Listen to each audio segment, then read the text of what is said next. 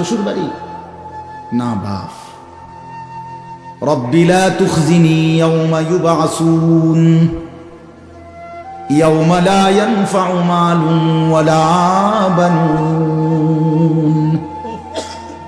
ইব্রাহিম আলাইহিস সালামের মতো নবী, আল্লাহর বন্ধু নবী, আল্লাহর খলিল নবী, খোদার কসম বাপ, কুরআনুল কারীমের আয়াত। ইব্রাহিম আলাইহিস সালামের মতো নবী দুনিয়ায় থাকতে আল্লাহর কাছে দোয়া করেছিলেন, রব্বুল আলামিন লা তুখজিনি ইয়াওমা ইউবআসুন। আল্লাহ, আমি জানি আপনার খলিল, আমি জানি আমি আপনার বন্ধু, তবু আমার হাসরের ময়দানকে ভয় হয়। আল্লাহ, আমি ইব্রাহিমকে হাসরের মাঠে বেইজ্জতি করিয়েন না।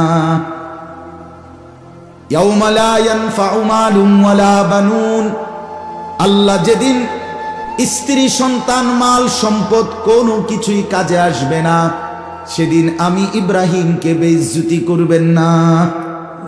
আমার বাপ ইব্রাহিমের মতো নবী বলতেছে, আল্লাহ, হাসরের ময়দানকে আমার ভয় হয়। আপনি কে, আমি কে? কথা বলেন না। আপনি আমার কোনো পাত্তা আসেনি? হ্যাঁ, রাসূলুল্লাহ সাল্লাল্লাহু আলাইহি সাল্লাম পরিষ্কার বলছে, ইব্রাহিম আলাইহিস সালাম ওনার ছেলে ইসমাঈলকে দেখবে হাসরের ময়দানে, ওই যে দেখা যায়। আল্লাহর নবী বলেন, কসম উম্মত, ইব্রাহিমের মতো নবী একবারও ইসমাঈলকে হাসরের ময়দানে ডাকবে না, বরং বলবে, ইয়া রব্বি নফসি নফসি, আল্লাহ আমাকে বাঁচান, আমাকে। ইসমাঈল তারটা সে বুঝো। ইয়াকুব নবী, রাসূলুল্লাহ সাল্লাল্লাহু আলাইহি সাল্লাম বলেন, ইয়াকুব নবী ইউসুফকে দেখবে হাসরের ময়দানে। এই যে দেখা যায় ইউসুফ, এটা সেই ছেলে ইউসুফ। কোরআনুল কারীমের মধ্যে আছে 40 বছর টানা, এক টানা 40 বছর যেই সন্তানের বিরহে কাঁদতে কাঁদতে ইয়াকুব নবী, ওয়াবিয়াদ্দাত আইনাহু মিনাল হুজনি ফাহুয়া কাযীম। ইয়াকুব আলাইহিস সালাম ইউসুফের বিরহে 40টা বছর কাঁদতে কাঁদতে দুই চোখ অন্ধ হয়ে সাদা হয়ে গেছে। ওয়াবিয়াদ্দাত, সাদা হয়ে গেছে, দুইটা চোখ সাদা হয়ে গেছে। সেই ছেলে ইউসুফকে ইয়াকুব নবী হাসরের ময়দানে দেখার পরেও আল্লাহ নবী সাল্লাল্লাহু আলাইহি সাল্লাম বলেন, একবারের জন্য ইউসুফকে ডাকবেন, বরং সেই ইয়াকুব নবীও বলবে, ইয়া রব্বি নফসি নফসি, মাওলা আজ হাসরের ময়দানে শুধু আমাকে বাঁচাইতেছে।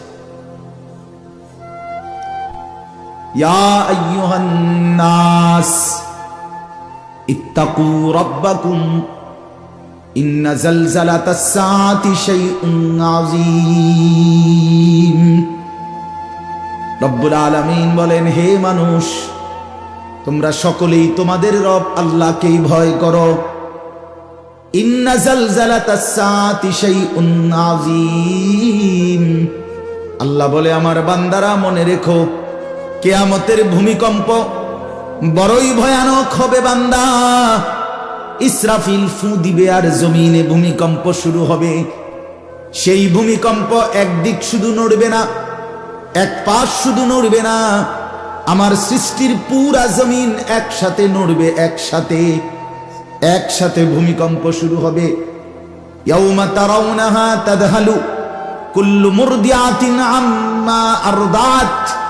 রব্বুল আলামিন বলেন, জমিনে ইসরাফিলের ফু দিলে, কিয়ামতের ভূমিকম্প যখন শুরু হবে, সেই অবস্থায় যে মা তার বাচ্চাকে দুধ পান করাইতেছিল, কলিজার টুকরা কোলের সন্তান, মা বড় যত্ন করে বুকের দুধ খাওয়াচ্ছিল, আল্লাহ পাক বলে, জমিনের ভূমিকম্প শুরু হবে, সেই মা তার দুধের বাচ্চাকে ছুঁড়ে ফেলে দিয়ে পাগলের মতো দৌড়তে শুরু করবে। তাদাউ কুল্লু যাতি হামলিন হামলাহা, এটা কোরআনের আয়াত। তাদাউ কুল্লু যাতি হামলিন হামলাহা।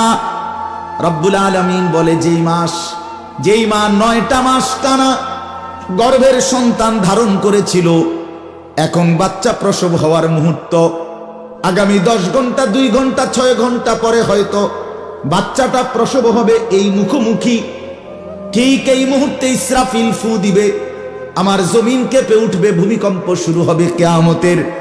আল্লাহর কসম বাপ রব্বুল আলামিন বলে গর্ভবতী মা এভাবে দৌড়বে, পেটের বাচ্চা নিজে নিজেই খালাস হয়ে পড়ে যাবে, মা ফিরেও তাকাবে না, ছেলে হলো না মেয়ে হলো, বেঁচে রইল না মরে রইল।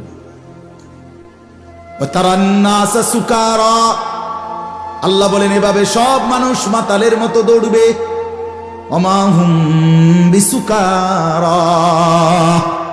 কিন্তু আল্লাহ বলে কেউ আজ মাতাল নয়, কেউ পাগল হয় নাই।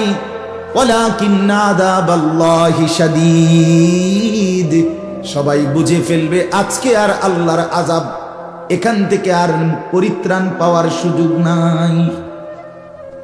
আজ সবাই বুঝো।